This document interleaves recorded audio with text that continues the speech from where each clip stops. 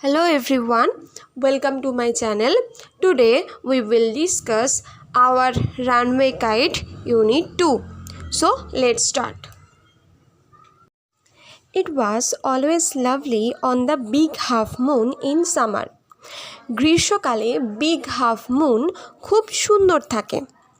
When it is fine. তো যখন এই আবহাওয়াটা when the weather is fine, যখন আবহাওয়াটা খুব সুন্দর থাকে, the harbor is blue and calm. তো সেই বন্দরটা হয়ে যায় নীল এবং শান্ত. with little winds and ripples.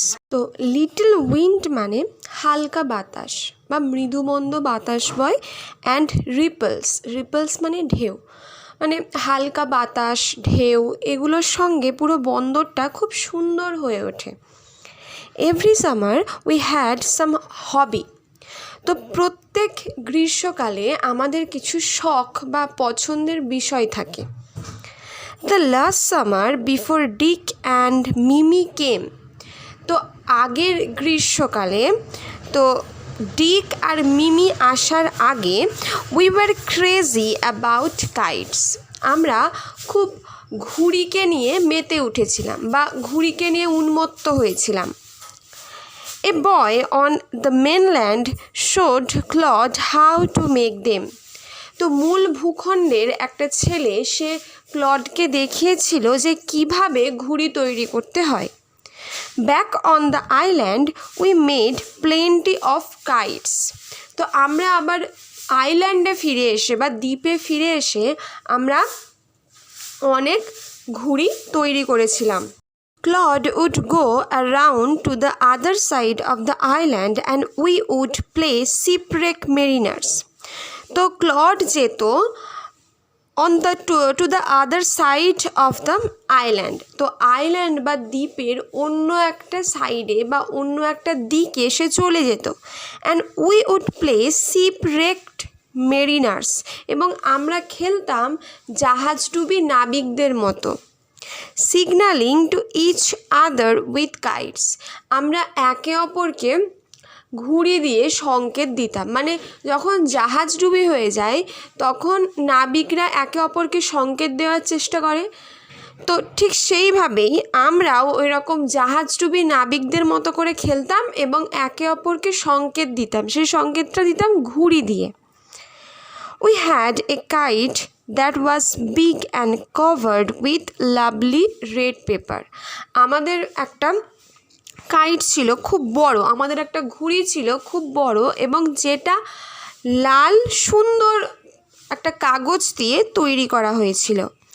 We pasted gold tinsel stars all over it. আমরা এই পুরো কাইট বা পুরো ঘুড়িটা জুড়ে সোনালি রঙের টিনসেল মানে রাংতা বা চকমকে কোনো চুমকি, তো ওই রকম রাংতার মতো কিছু তারা দিয়ে আমরা পুরো জায়গাটা আটকে দিয়েছিলাম. And had written our names full on it. এবং আমাদের পুরো নাম এর ওপর লিখেছিলাম. Claude late and Philippa late big half moon lighthouse. তো ওদের নাম ক্লড ফিলিপ্পা, তো ওই নামগুলো লিখেছিল এবং অবশ্যই বিগ হাফ মুন লাইট হাউসও লিখে দিয়েছিল. One day there was a grand wind for kite flying. তো একদিন এখানে খুব সুন্দর বাতাস ছিল. গ্র্যান্ড উইন্ড মানে হচ্ছে প্রপার যে বাতাসের প্রয়োজন হয় সেই বিশাল আকারের বাতাস ছিল. ফর কাইট ফ্লাইং, ঘুড়ি ওড়ানোর জন্য. I am not sure how it happened. আমি নিশ্চিত নই যে এটা কিভাবে ঘটলো. But as I was bringing the kite from the house, আমি যখন ওই ঘুড়িটাকে বাড়ি থেকে আনছিলাম, আই ট্রিপড, আমি হোঁচট খেয়ে গেলাম. And fell over the rocks, এবং পাথরের ওপর পড়ে গেলাম. My elbow went clear through the kite. এবং আমার কনুইটা কি হলো, ওই কাইটের মধ্যে বা ঘুড়ির মধ্যে লেগে গেল. মেকিং এ বিগ হোল, এবং একটা বড় গর্তের সৃষ্টি করলো. তো তার কনুইটা লেগে ওই ঘুড়ির মধ্যে একটা বড় গর্তের সৃষ্টি হয়ে গেল. We had to hurry to fix the kite. আমরা খুব তাড়াতাড়ি করছিলাম কি করতে, ওই কাইট বা ঘুড়িটাকে মেরামত করতে।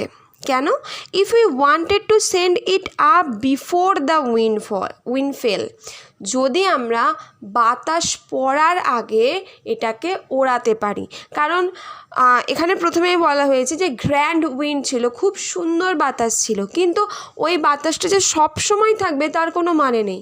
তো বাতাস হঠাৎ করে পড়ে যেতেও পারে। তো সেই বাতাসটা পড়ে যাওয়ার আগে বা বাতাস কমে যাওয়ার আগেই তাদের ঘুড়ি ওড়াতে হতো, যার জন্য তারা খুব তাড়াতাড়ি করছিল এই ঘুড়িটাকে মেরামত করতে।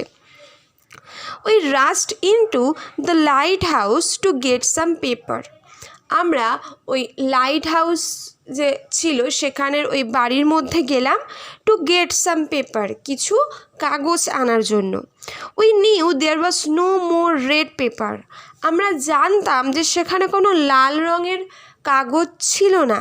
We took the first thing that come handy, আমরা সেই জিনিসটাই প্রথমে করলাম যেটা আমাদের খুব হাতের কাছে ছিল। হ্যান্ডি মানে খুব হাতের কাছে থাকা বা খুব সহজেই যেটা হয়ে যায়।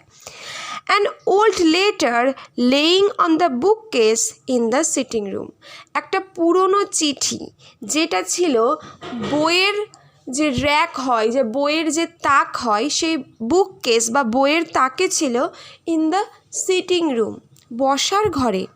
We patch the kite up with the letter, আমরা কি করলাম, ওই চিঠিটা দিয়েই ওই ঘুড়িটাকে আটকে দিলাম।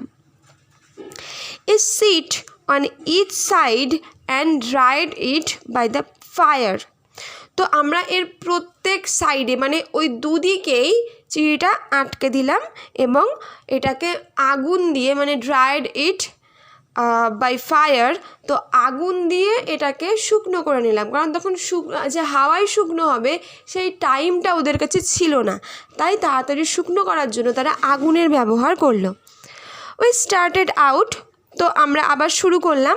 And up went the kite like a bird, এবং কি হলো, ওই কাইটটা উঠতে শুরু করলো একেবারে পাখির মতো। যেহেতু গ্র্যান্ড উইন্ড ছিল, খুব সুন্দর হাওয়া ছিল, তাই ওই ঘুড়িটা পুরো পাখির মতো উঠতে শুরু করলো।